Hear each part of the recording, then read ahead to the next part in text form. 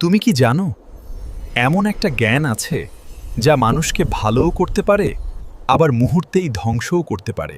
এক সময় মানুষ বলতো হযরত সুলাইমান আলাইহিস সালাম নাকি জাদু করতেন, কিন্তু সত্যটা ছিল তিনি কখনো জাদু করেননি, বরং শয়তানরাই মানুষকে জাদু শিখাতো। তারপর ব্যাবিলন শহরে এলো হারুত এবং মারুত, যাদের আল্লাহ পরীক্ষার স্বরূপ প্রেরণ করেছিলেন। তারা জাদু শেখানো আগে সতর্ক করতেন, খারাপ কাজে ব্যবহার না করতে। তবুও মানুষ থামেনি। লোভ, কৌতূহল তাদের টেনে নিয়ে গেল কুফরির পথে। এই জ্ঞান ব্যবহার হতে লাগল ভালোবাসা ভাঙতে, সম্পর্ক ধ্বংস করতে। শেষে তারা বুঝল এই শক্তি তাদের বাঁচায়নি, বরং ধ্বংস করেছে।